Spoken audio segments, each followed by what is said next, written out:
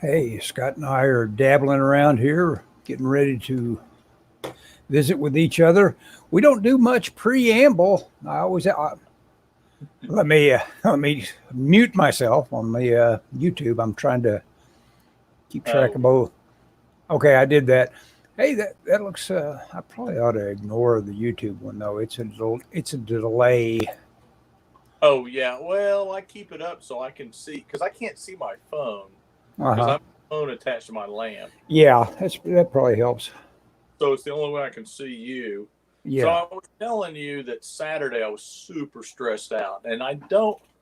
It's funny. My at work, I have a lot more responsibility now, and it's very.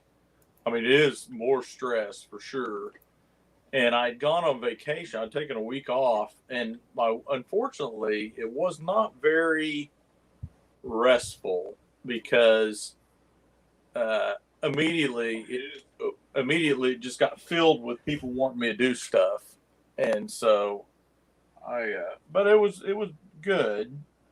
I enjoyed it. Well, then Saturday, for some reason, our Saturday just got filled with stuff, and I've been off of Facebook for the weekend I was or the week I was out of work or took off work. I was like, I'm not gonna be on Facebook. So when I come back immediately, I have all these invitations to stuff, and every night I read the Bible on Facebook.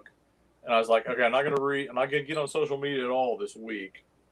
So I come back, and like the first thing is my sound is messed up, and all these people are all on top of me. How come your sound is messed up? Well, I don't know, Yeah.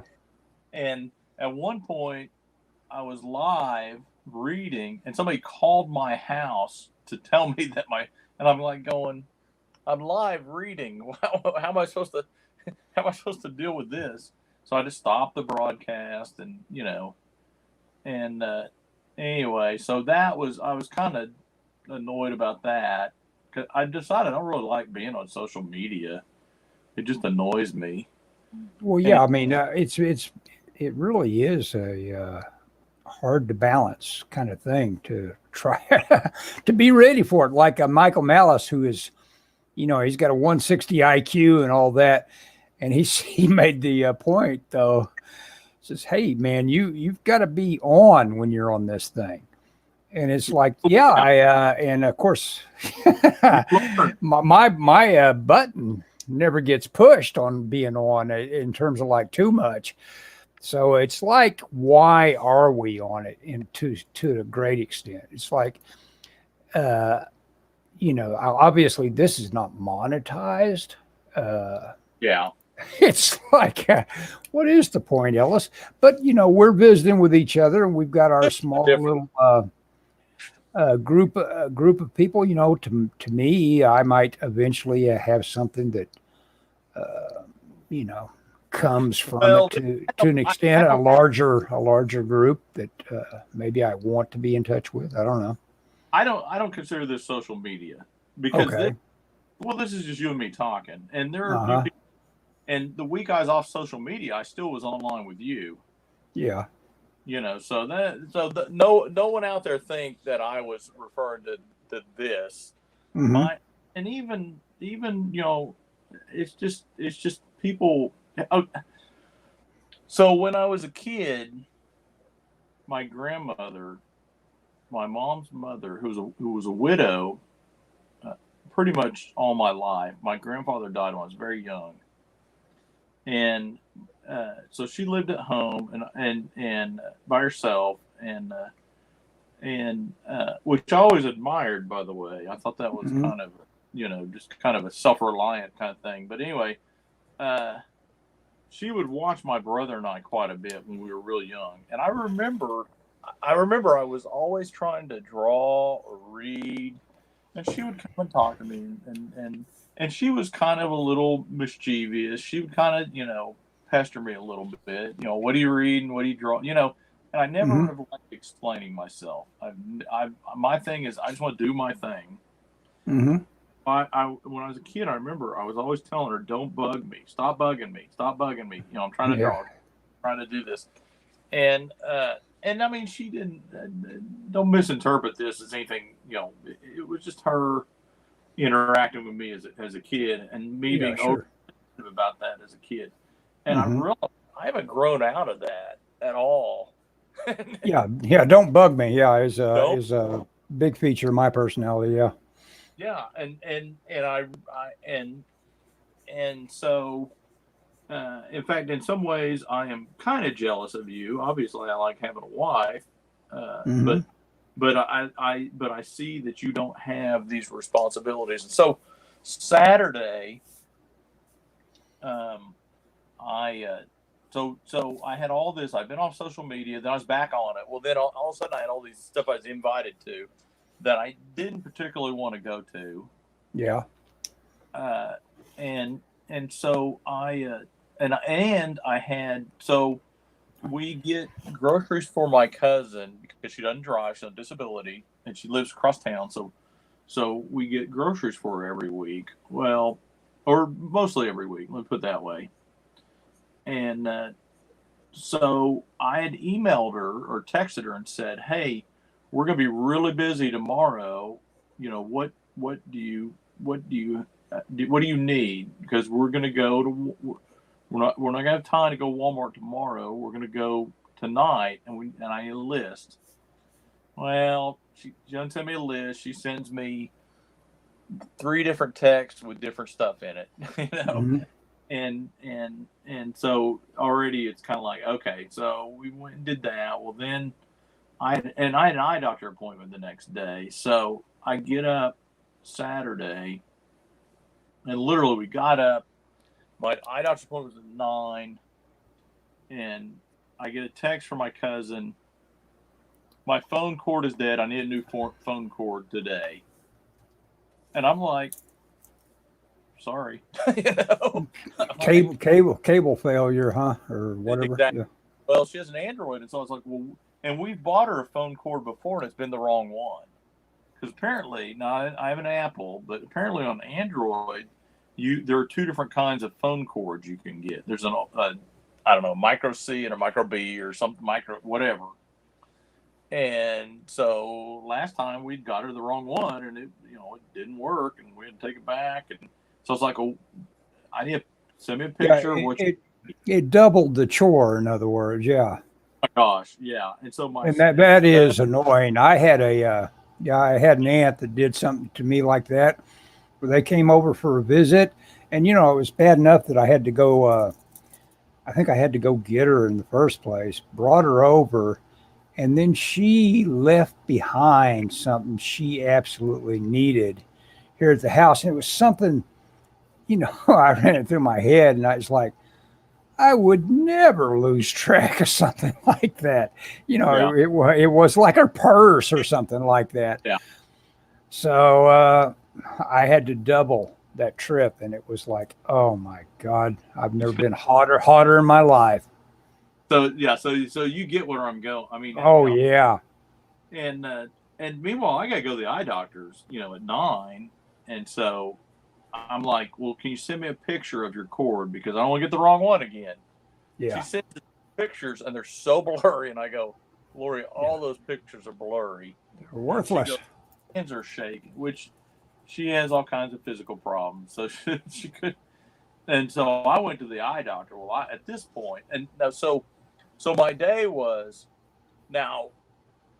Okay, here's where the true confession part of one of the things that I was doing was I was playing Dungeons and Dragons. Now, at 1, but there was a 1-year-old birthday party that if I wasn't playing Dungeons and Dragons, I would be expected to go to. Yeah. So yeah, and I mean, well, there's I mean, God, of course I empathize with wanting to do what you want to do. yeah, oh yeah. I knew that you'd be on my side immediately. So yeah, the eye doctor, and I'm already like half fried, and my eye so I have glaucoma, which is glaucoma for anyone that may not know that's listening or watching is high pressure in your eyes. It's when the eye pressure. Well, that's when they blow that stuff. I don't know if they still do it, but they used to blow air in your eyes and they were measuring your eye pressure. It was to see if you had glaucoma, and I have glaucoma, and if it's unchecked, glaucoma is like the #1 cause of blindness in the United States, or maybe it's worldwide. Anyway, so I'm very conscious about, I don't want to go blind. So I go, and my eye pressure was just super high, and I'm like going, oh. And so I told the eye doctor, I go, could stress do this? She goes, oh yeah, stress will do that. And your blood pressure. Yeah, sure. I said, I am extremely stressed. And she goes, it's only 9 o'clock. And I go, yeah. And well, anyway, so you need something that gets the cousin just a little more. She needs some way to get a little more out of your hair. Someone needs to. The problem is, there's I don't want to get, and I don't want to get in. I don't know if she'll. Okay, yeah, not on this. Yeah, it's not really my cousin. It was and literally I had stuff planned all day until about 8 o'clock at night. I didn't have any time. I had maybe an hour to sit and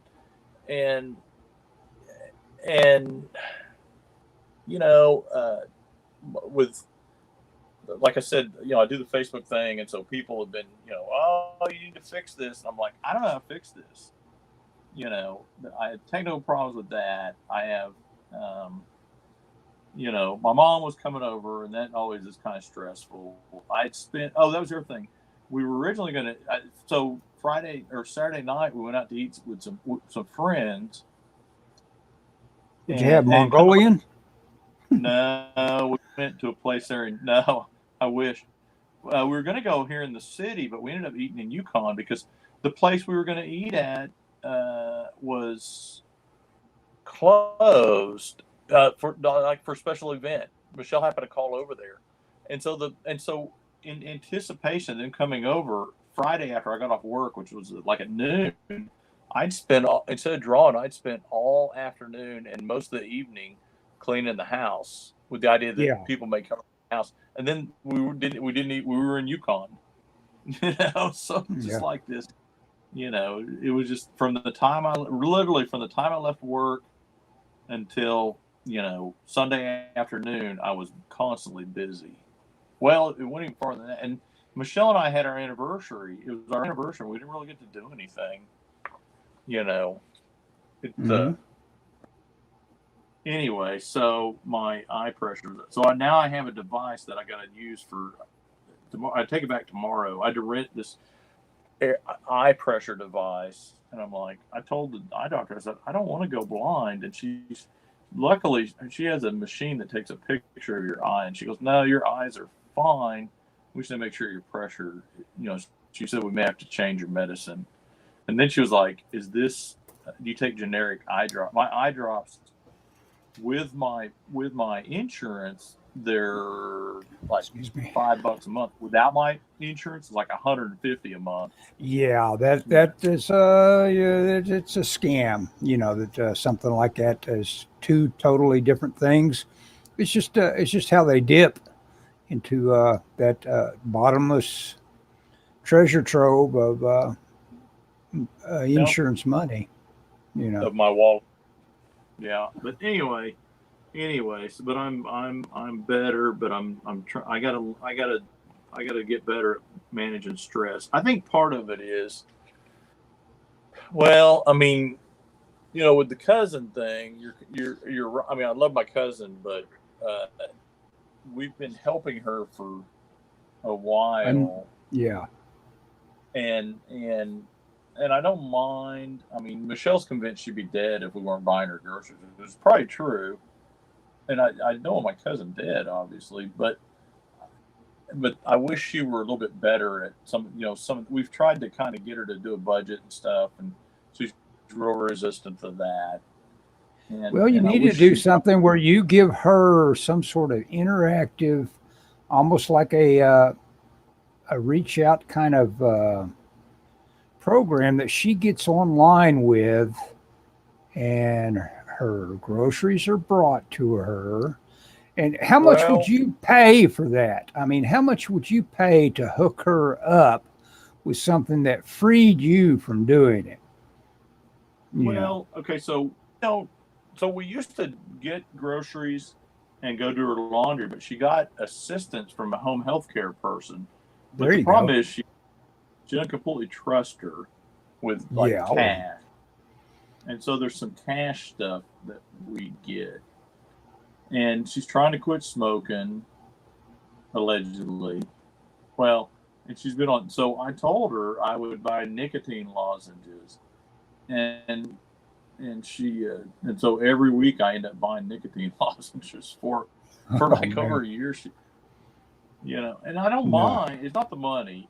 It's the it's not the money. It's the frustration that I feel like she's not making progress with some You of this just stuff. you just don't want to dip in that much to somebody that I mean, No, no, she's no, no, not a no. pet.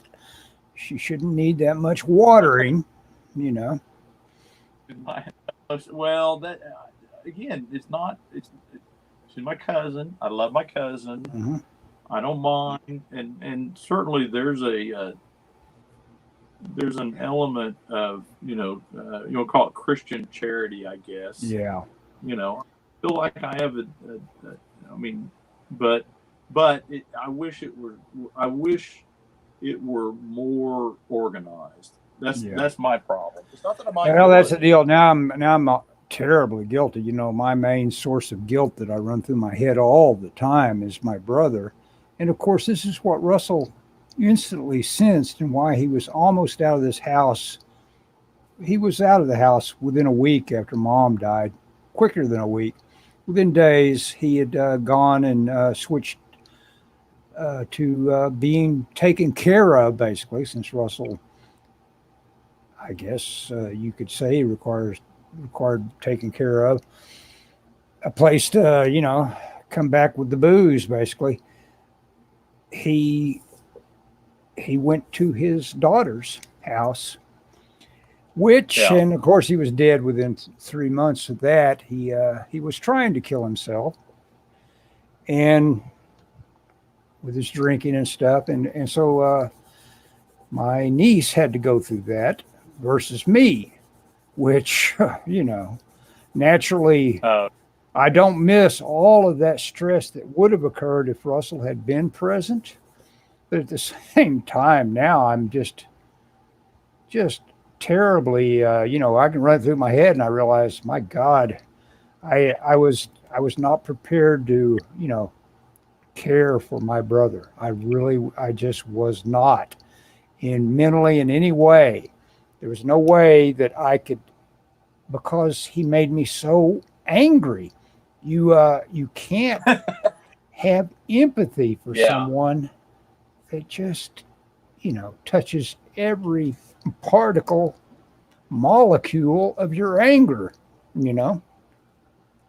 And so Oh, yeah. I and so agree. I wasn't prepared to be Well, around an alcoholic, basically.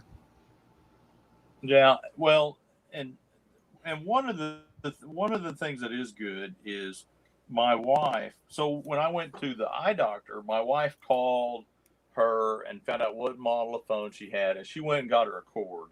Hmm. So my wife is really more level headed about a lot of this than I am. So but it's frustrating because I want to do what I want to do, and it seems like I never have enough time. Yeah, yeah.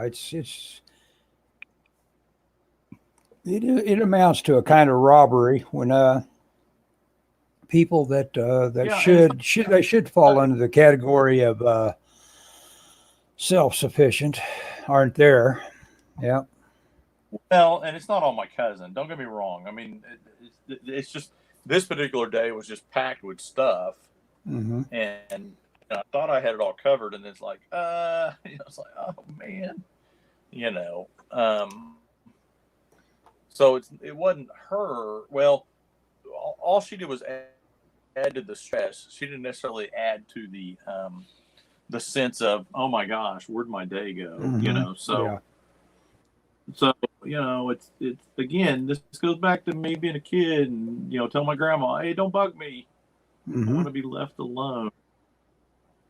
You I had know, I had a grandmother I don't know. that took an interest in my reading. I had some paperback. I don't know. I wasn't that precocious. I don't understand. I wouldn't have been as old as I usually associate my beginning to read properly. But I guess I was working my way. I always worked my way through her magazine stack, her readers. You know, what do you call those? Oh, yeah. The readers. I guess it's just called Weekly reader. Not weekly reader. Weekly you know the Reader's Digest. Reader's Digest. Yeah, Reader's yeah. There's Digest. always a big stack of those around. I read some cool fiction, you know, and those things. And I was reading someone. Where did I even end up with that? I had a story about Lizzie Borden, and it was probably the title was probably Lizzie Borden Took an Axe or something like that. It was a paperback, and I was just getting started on that, and that book disappeared. And that was that was her editorial of like this shouldn't be in this young kid's mind. And you know, you know, and obviously from her it was that may have been the biggest news in town at one time. You know that ooh, this awful Lizzie Borden story. You know, that's pretty funny. Yeah. Yeah, I mean, and again, I mean, you know, you know, and it wasn't. And so in August, we're going to Yellowstone with my in-law, and I just am, and there's gonna be, we're in a house with 20 people. Man, that would not be a vacation for me. Let me tell you. Oh my God, that'd be awful. Hey, what do you got there, Ellis? You got the Flash. Oh, that's this is the Flash, and it's a showcase. I was just going to make a quick point that good old Carmine Infantino. He is the guy. I'm not reading them too closely, even though every time I do read them closely, I just marvel at how goofy Gardner Fox manages to be and still just, you know, I mean, goodness sakes, he just chunked it out. But, you know, Carmine, he was great at, you know, getting it done as quick as he could. And the main way he did it was by vignetting things. For instance, Flash is standing on this grid that just totally doesn't work as something that accounts for these people receding. So there's kind of like this convention of in animation where it's sort of like the floor has rolled to where it goes over the top and comes back down again on the other side of the hill, you know, and that's kind of funny. Or you could assume that there's some sort of, but Infantino did that a lot. He liked to put people on the same plane as far as their feet were concerned. So then all he had to do was say, okay, this guy's bigger than this guy goes back in space this way. And it's funny because this is one of the most iconic images in Flash. And then when you see how much attention they paid to it in the comic, it's this little bitty panel right here. It's not even a, I don't know, fifth of the page. It's just a moment, but you know, it was so.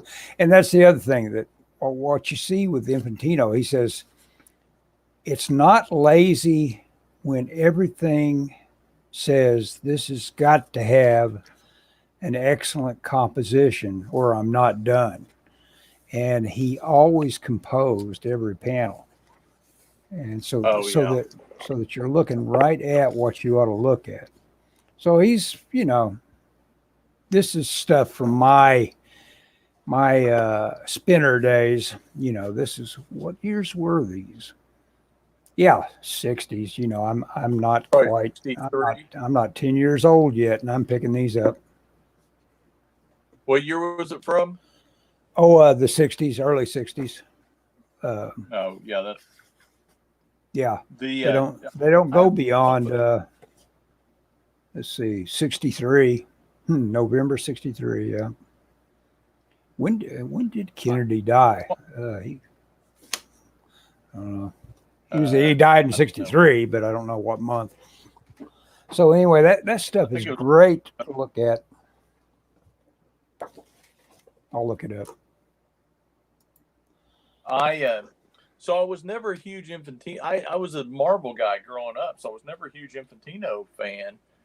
However, my wife and I were in, of all places, Disney World years ago, and there was a Virgin Mega Store at Disney, and I went in there, and they had this book called The Amazing World of Carmen Infantino. Mm-hmm. Yes, yeah, it is a big book. Yeah. For you know like what under, Go ahead. it was cheap. Picked it up, and I read it like on the plane home, and I was astonished. I mean, I really like his work. I really like his DC work. His late '70s Marvel work, I'm not as crazy about. Yeah. No. And I mean, it's a taxing, as you know, it's a very taxing discipline to be a comic book artist. Yeah. Returning again and again to the chore of filling up all those pages with separate images and doing all that storytelling. Well, you know what? The last one, I just looked up Kennedy's death. The last one in this anthology just happens to coincide with Kennedy's death, November 1963. How about that? Isn't that weird? Okay. Now you've got something really good going here. I mean, I'm impressed by your action stuff going on here. Really? Yeah. Look at that thing. I mean, you're starting on your last panel. Oh yeah, I think the last panel is going to be really good. That's how many figures are in it? The last panel. Yeah. I've got 2, but over here I've got room, so I think. Don't cram it with anything. That's the point about that Infantino. Put down exactly what is interesting that's occurring. So what if in your mind's eye, you can see that there's a bigger cast of characters? Leave them out. Often leave them out. You know. Well, I'm okay. Well, I got space here, so I'm considering putting that guy kind of slumped over. Kind of like he's holding his head or whatever. And the question you should ask yourself immediately after that is that what I want them to look at? Well, no, really, seriously, that is the thing you should always be asking. Do I really care if they catch sight of the fact that I was able to include this unconscious figure? Well, let me answer that question this way. Okay. I don't want them to say, "Where'd that guy go?" Well, I don't think the mind works that way.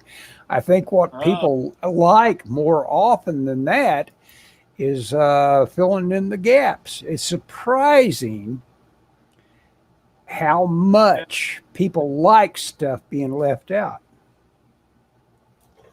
I don't know. I bet. No. Well, it's a mindset. I don't know how tough a call it is. It's a mindset that is tough maybe to acquire if you've been doing things a certain way. That's why looking at something like a minimalist, like a Carmine Infantino, is what to learn from. Or like Doug. Doug has learned all those lessons about when you're a guy, even though you work quick, I mean, you're getting it done quick, but the deal is if you actually work with the idea that you're going to be finishing something, you're going to find out the quick ways to do things, And you are right. You are right about the idea that, this is how it is at my work. When I was talking to some people today about a trophy that they're designing, and some of my departments will be involved in it because it has some sculpture and some 3D stuff on it. Mhm. And it's like we had to figure out how to do it. And it's like, well, if you do that, how expensive is it going to be to have all these different parts made? And the idea is everybody that touches something adds to the value, not the value, but the cost. Let me put it that way. Yeah. Yeah. And the same thing I think is true of artists. And you're right there that if you're doing, I mean, it's one thing for me to sit here and draw this and go, well, I got all the time in the world. I'm talking to Ellis. I'll goof Yep. off on this. I'll draw it again. But if I was producing this on a schedule, what would I do? Exactly. Would I say, if I stay up till midnight, I can add that figure. If I Mhm.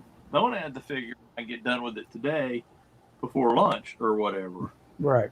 I mean, there's something, but also I would say you and I have some different aesthetics about comics, certainly. Yeah, I think so, because I can't get as excited about Byrne as you can. I can really admire Byrne. I really admire him, but as far as I'm concerned, his panels, what he does just doesn't get me going in the same way that guys that are composition oriented get me going. Byrne is that guy that is filling up things. And what's weird, of course, I love Kirby. Kirby was a guy that filled things up. And so this is my, this is kind of what I'm using as my current kind of touchstone for this. And if you look, there's the backgrounds aren't super detailed. no, he's got very much that bottom right panel. That's total Carmine Infantino cheat of like, let's, forget perspective. Yeah, I mean, you could go through there page by page, and I'd tell you where all the how shortcutted it is, in terms of like, if he's a guy that had a deadline, he's going to get that done as quick as he can. Well, sure, but I don't think it's, there's, I mean, something like that, there's a lot of detail in there, Yeah, but that's all just rendering. He's just. But, well, what are you looking at? Which panel? Point out which one exactly you're talking about. Well, yeah, that's quite a background to stick on that. Yeah. Yeah. He could have just put the thing there, but he filled it, Mm-hmm. Anyway, but like I said, you and I have different aesthetics about some of this. There's nothing wrong with that. No. But, it just is. No big deal. Yeah.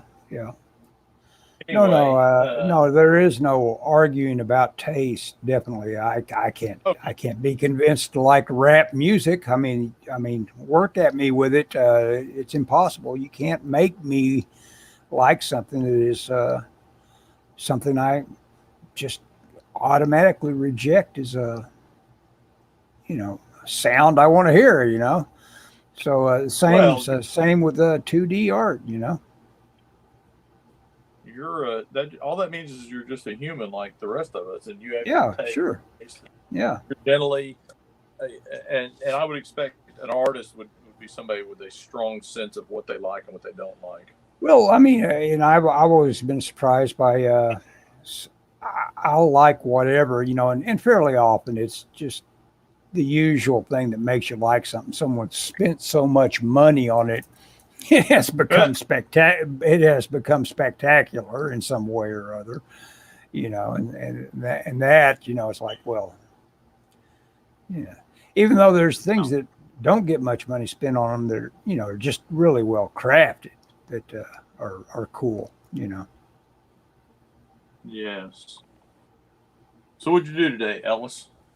Oh, I went back and forth with Barry about this movie I saw called Road Games with Stacy Keach in it.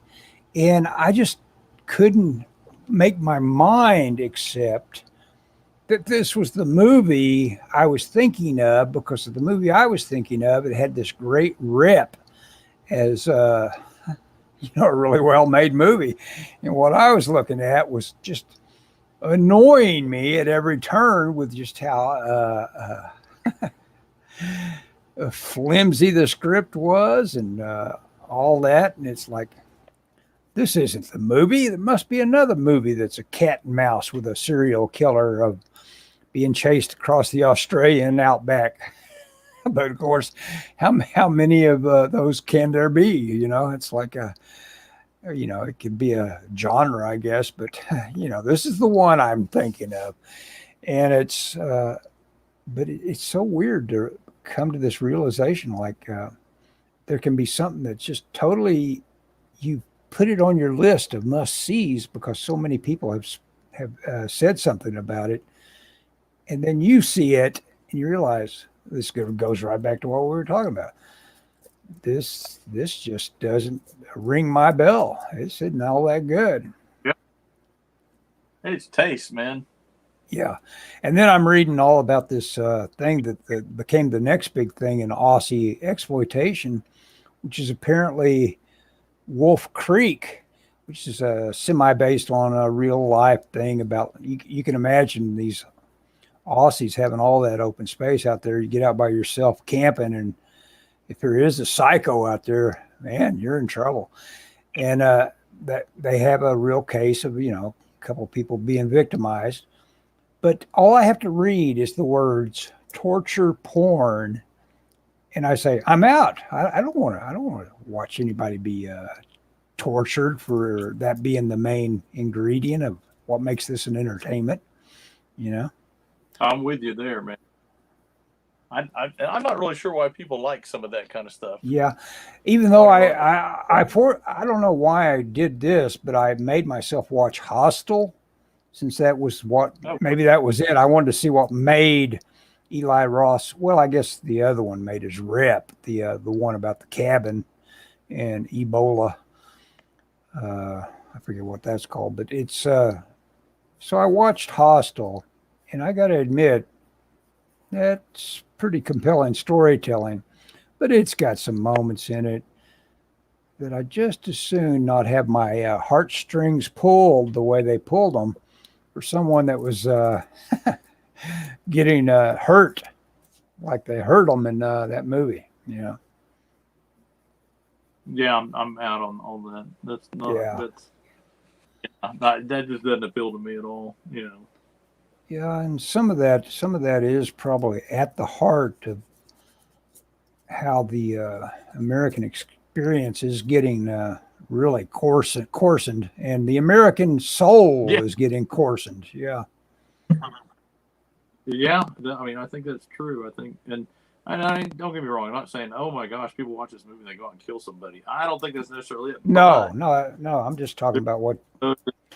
We live in a as you put a much coarser culture than it was a few years ago even, and I think part of that is I don't know if it's our entertainment has deadened us to it, or if our entertainment has evolved. I'm going to use the word evolved, but evolved. Devolved. Because our taste is devolved to match our taste. That's probably a better way to think of it. Actually. Yeah, you use the old Devo. Devo term. Anyway. Yeah, the film I've referred to on the title of this is Lifeforce, which I watched again, and I had a couple of moments where I go, hey, wait a minute, I don't remember that.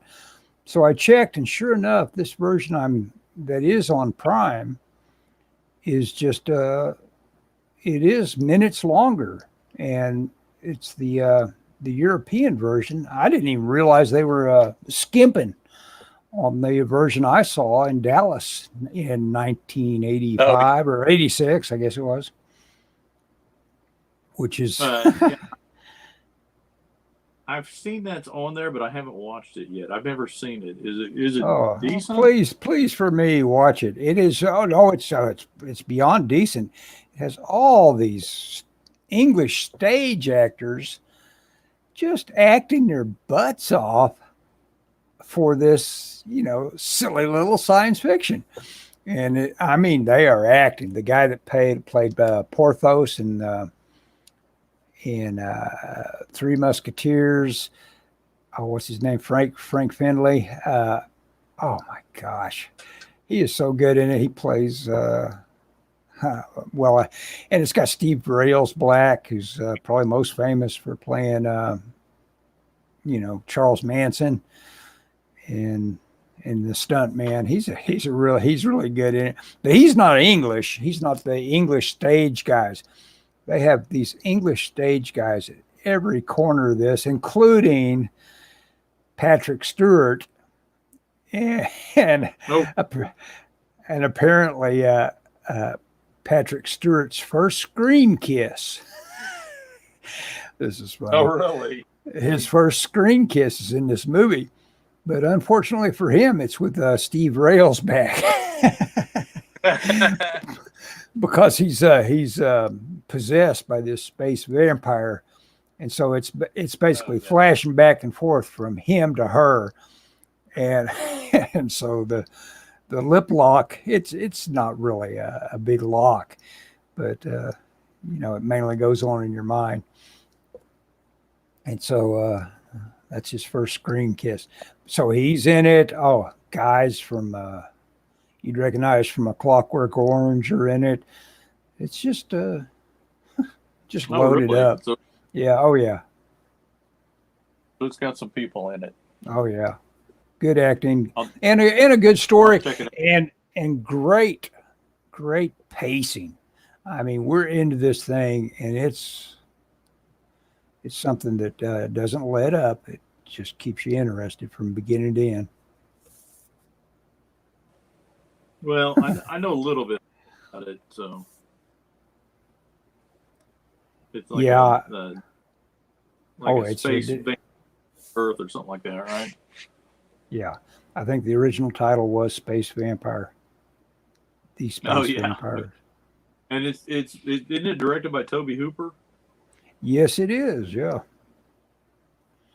I was thinking. Who, according to I read all the Internet Movie Database trivia on this, supposedly, and I don't know if he's being serious, you get the feeling that Patrick Stewart could, kid you in terms of like his responses to things, but he says Tobe Hooper was his favorite director. Really? Yes. Which that's why, I got to wonder, is he being serious for this movie? The only movie he was involved with, would he actually? I was just say I don't know. But he said that he had this one moment where there's this guy that is an insane guy in the asylum, and his line is, "He's been bad." And Stewart thought it was better if he said something like, "He's been nasty." And Tobe Hooper said, "Yeah, that's a lot better," and just let him have that. So, something like that, you remember those moments of like saying, "Hey, I like this Tobe Hooper guy." Yeah. I was going to have a hard time, or I was going to feel kind of left out, and everybody else getting to chew the scenery. I got a line here that I could make into something if it's nasty instead of bad. Yeah, give it a little bit of Yeah. For sure. But anyway, yeah, and of course the deal is you can't mention Lifeforce without, and they don't in the trivia. They have to mention Matilda May, who is a French actress that supposedly she must have been something of a prodigy. She had absolutely no English when she started the movie, and apparently could speak it pretty well by the end of the movie. And it only went on for weeks in terms of production. Oh, agree. So yeah, she must have been a prodigy. Yeah, she must have been somewhat prodigal. And of course, everybody that knows this movie is laughing at that idea because she was quite a looker. but she was in her teens. She was like 18. And the job required her to be nude for 90% of the movie. And Oh yeah. and she's just drop dead gorgeous. She is amazing. And it shows these casual shots of her talking to cast members and stuff.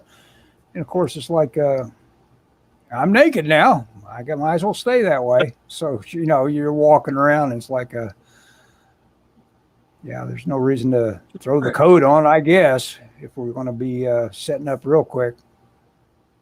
That sounds like a life drawing class. Yeah, exactly. But even there, most life drawing classes, the girls stick on their bathrobe or whatever when they're not when they're being given a break. They don't wander around naked. Some will, some will. We had a few that didn't. That was always kind of odd. Yeah. Like someone points out in the comments, it's like, yeah, it wasn't that she was not disturbed by it. It disturbed us, because she was this incredibly beautiful girl, and she was walking around, obviously not bothered by staying naked. Well, Yeah. It is fun, but it's fun for that because it makes it memorable. You talk about your non-boring moments. Every second she's on screen, it's not boring you.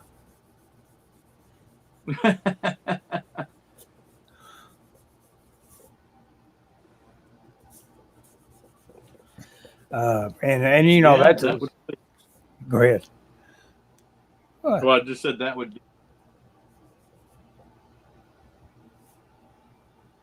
You faded, or you totally glitched. I said that would do it. Okay, yeah. Nudity at that time was. I guess.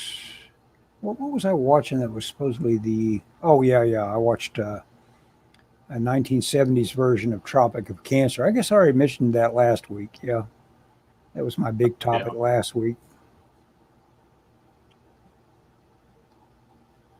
Which is interesting. Old Rip Torn doing his best as Henry Miller.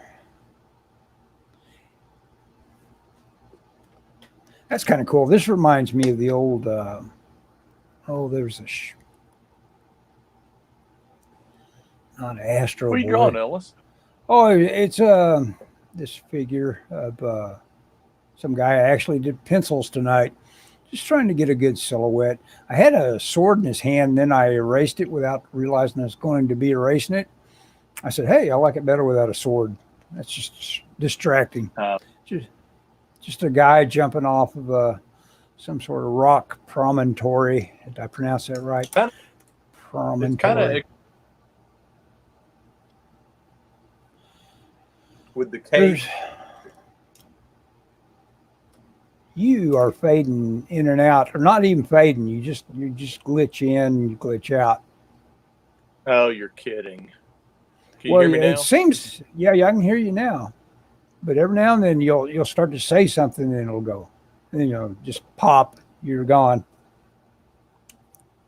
I said it's kind of Akira looking to me. Yeah, it is kind of Akira. Yeah, homemade cape. Looking kind of thing, kind of scraggly there. Yep, that's it. Yeah, you know me. I always scan these and then post them to Tumblr afterwards, pretty immediately. Where are we at? Hey, we've been at it 49 minutes. We're doing good. How's your non-Twitter going? Oh, you know what? I'm on Gab, which is fascinating. All I used Twitter for was that dopamine hit of being able to respond to things that annoy you. Well, I get all that out of Gab. I can respond to things that annoy me on Gab, but Gab, is no joke, a cesspool of some, pretty un, un, un unattractive things. It's got. But Oh, really? I'm following a lot of it. I'm following people that think it's funny that the Fuhrer killed Jews just because it's interesting Oh, to see God. what they post. You know, and I don't say, hey, yeah, attaboy Hitler. I'm not tempted to do that. Okay. I don't know why. Good. Yeah, exactly. Uh, but the thing is, so yeah, like it's a cesspool in that way, but at least it is people that are allowed to say whatever they want. And that Hitler kind of stuff, you've got to have, you've got to entertain the idea that that could be CIA psyops.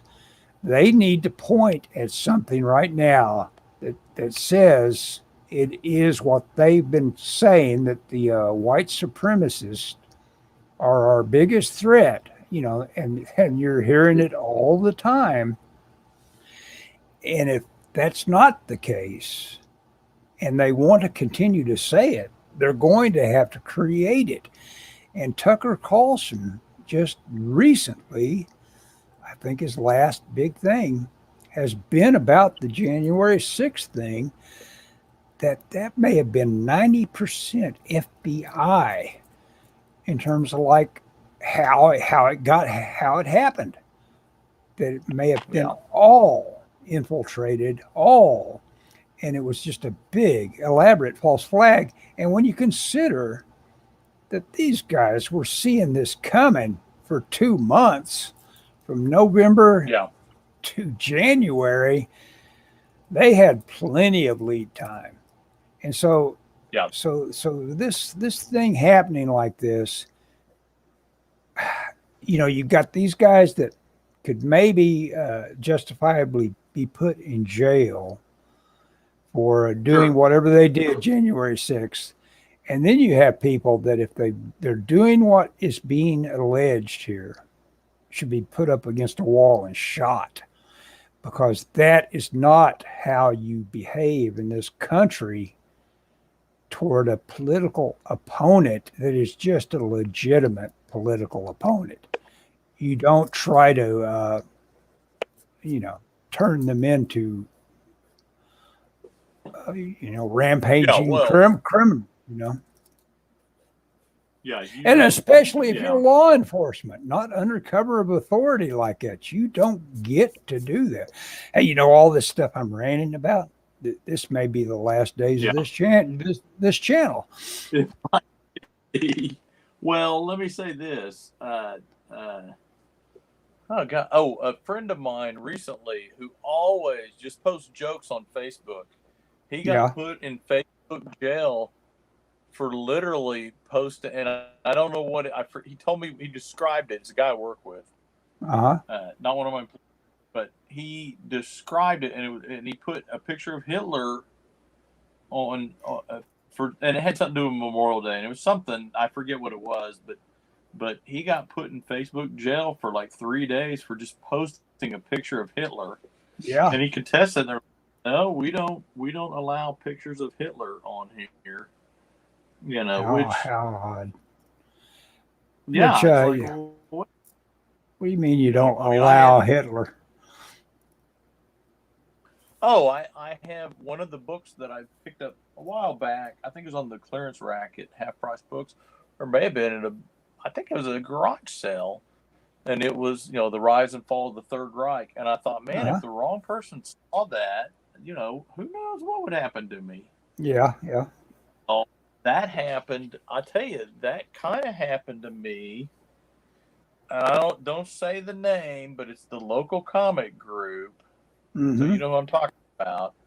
Okay. And I did a role playing game, illustrate superhero illustrations for a role playing game, and the game it was for the World War II supplement, and so I Mm-hmm. drew a lot of super villain types that had swastikas and just, I mean, it's like the Red Skull kind of stuff. Right. Uh-huh. And one of the girls in the group, and I had said this, hey, I work on this project. This is really cool. I can't wait. It's. And by the way, that's just getting ready to come out. I got an email from the guy the other day, but I cannot wait for it to come out too. By the way, but Cool. We'll pimp it here when it comes out. Yeah. Oh, definitely. But the they're supposed to be sending me a copy. But this girl was like, whoa, why are you drawing all this Nazi stuff? What? And I'm like, hey, man, it's a World War II superhero game. These are the bad guys. Yeah. But and ever since that person has kind of given me the cold shoulder. And I kind of wonder if just that, before I really even knew the person was, kind of put a bad taste in her mouth about me. Not that I care. I mean, I could care less. But that my tolerance for a lot of this Gab stuff would probably alienate me to a lot of people, because there's a lot. When I say it's a cesspool, it is a lot of people. But like I say, I am immediately angered by the idea that the whole thing might be a complete sham, false flag. That there might not be that many people interested in using the N-word and loving Hitler and all that. That it might, in fact, be much less of a thing than it would have seemed to be. Well, I mean, I don't want to get into the semantics of what, but yeah, I'm pretty certain that don't get me wrong. I'm not going to say there are no neo-Nazis in America, but to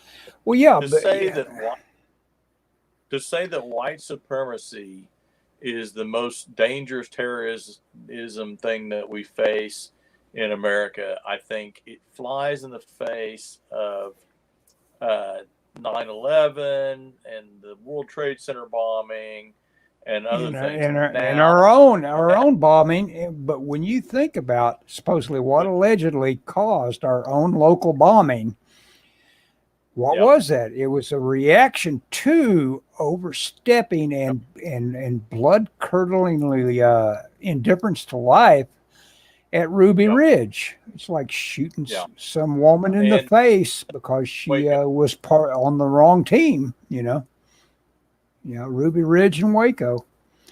And so that guy, screw that guy that blew all those kids up. But at the same time, he supposedly was doing it for a reason. Yeah, and I don't want to justify his reason, but no. But what is the dummy's name anyway? I can't even think of it. Timothy McVeigh. Timothy McVeigh. But he was convinced that the government that was an anti-government thing. Yeah, which is not good. Yeah, it's different than white supremacy too. Yeah, it is. It is. It's making us neo-Nazi. Yeah. Now, is that bad? But even then, if you look at the statistic, I mean, okay, if you want to lump him in with, whatever you want to call him, a white supremacist terrorist or anti-government terrorist, or however you want to parse him, I still say the majority of it is foreign actors, and there's evidence that there was foreign people involved in that, by the way. Oh yes, and they never satisfactorily, I think, gave us much on that. I think there was probably a lot that could have pointed to McVeigh being underwritten, and who knows, maybe nudged here and there. So that's the deal. It's like, what do we know? Well, it's just like, what was the deal where the FBI gave those people the bombs? Mm-hmm. I forget the deal. They gave the bombs. They were it was a sting operation, and they lost track of them. Yeah, exactly. Fast and Furious and all that stuff. It's like, you guys quit doing us a favor with these terror threats. They didn't have submachine guns before you helped them. Yeah. Yeah. Well, and don't get me wrong. I'm not. The problem is if the government focuses like they seem to be on this, our greatest threat is this. They need to. They've under every security protocol they've come up with has been reactionary. They need to be looking ahead, not going, well, this is our biggest threat. Well, what's the next threat? You know, I want them stopping the next attack. I don't care who it comes from. All I know is the only. Yeah, yeah. Yeah, they aren't very good at that. They don't stop too many attacks, but they always use them as excuses to take our yeah. Okay, now you take your shoes off when you go fly or whatever. Yeah, right. But it's like, well, you didn't catch the guy, and I get it, and I think they're pretty good at catching stuff. I just don't think that it helps anything to say this is our biggest threat when I mean, it's just like, I don't want to get started. I'll get us okay. Yeah, you might as well not get started. We've been at it an hour. You want to quit? Look at you. Let's see your last panel. I'll make you big again. See that solo layout. All right. Oh, look at that. Leaned in front of the camera. Oh, cool. So yeah, you got a girl that's being tossed, and so she's upside down, and that's a great shot. Well, so let me do a little behind the scenes on this. Hey, look at this. General Grudge all of a sudden checked in. Hello, guys. Cool. So I have this martial arts book. Yeah. So, I mean, this is a perfect example. See this picture right here? Yeah. That picture. Hey, if the wife brings home food, that's good. Hopefully, it's good. Yeah. See, so this picture was inspiration for that shot right there. Let's see it. See it again. Compare the two. Okay. Yeah. Than that. I tell you what, man, reference, it makes so much difference on what a guy gets up to. And you don't have to, slavishly study. You don't have to use an artograph. Just have a little something that tells you how the body And so like, so you can find that flip. So the flip is one but I want to show you. And of course now I can't find. Oh, this is it. So this is the flip that I used. But you inverted it. But I inverted it because I didn't want. Well, because here's the thing: he grabs her left wrist and then he throws her. So I just. And really, and you can see, I mean, I'm not done with it, but you can see this is that pose. I've got mine a little stretched out a little bit more. I tried to add a little more oomph to it. Yeah. No, it's looking good. No, I'm all for that idea of getting that reference in there. I end up with pages when I'm done, and of course, everyone any thought I had of sending this to anybody. What little research I've done is like nobody's looking at anything. That you can almost say that time has passed. Yeah, I think everything is like, hey, if you want to do it, just do it. So the deal is, what you should be doing is like, if you feel the need for teaming up again with anybody. Maybe that's good for something, but I really think you need to just become the guy. The only team you need anymore is like support. Like if you feel like you're mainly the penciler, you need to find an inker. Someone else that wants to be on some team on some project. You pitch to them and sell. Well, so here's my thought. So my role-playing game is getting ready to come out, or the supplement I did is getting ready to come out. Which I told the publisher, I was like, the timing couldn't be better because my comic's getting ready to come out. Right. So my comic's getting ready to come out. So I'm going to keep working on this. I don't have the rest of the story written out, but I have an idea where it's going.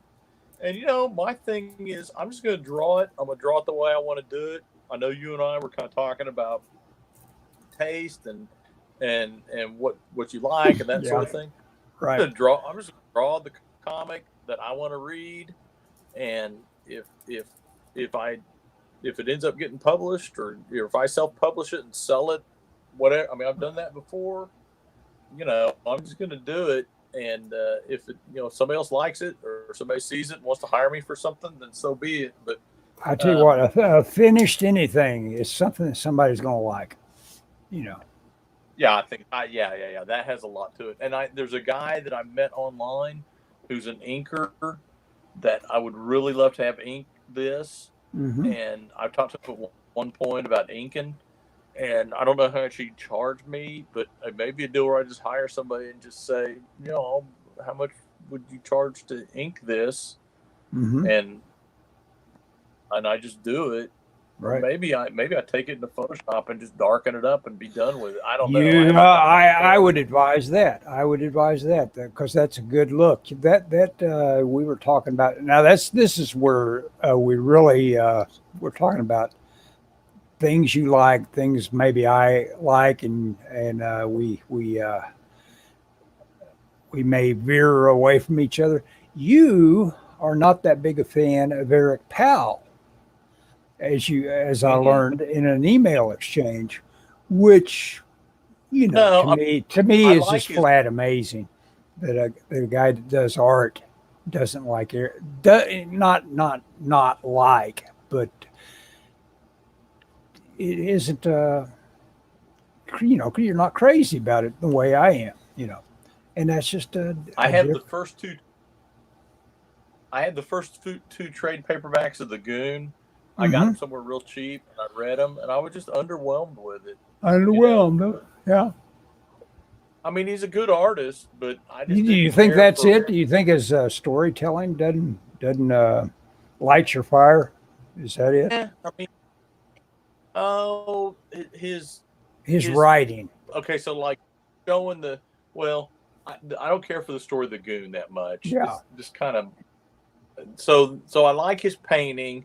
He has a good sense of form and solid figures, but like that stuff that you're posting the other day, just doesn't do anything for me. He's got a big cold. In fact, I was going to ask if I find those Goon trades. You mentioned you had all the Goon trades. If I find those Goon trades, do you want them? I'll probably give them. I'll flip through them, but I'd probably give them to you. If you want I'd love to have some handy Goon reference around. Yeah, that'd be nice. I'll look for them. Like I said, I used to have all of it. Yeah, I think I got the first two trades. I'll keep an eye out for them. You ready to call it? Yeah. Yep. Okay. Broadcast. Ending broadcast. Thanks, Grudge, for letting us know somebody was out there.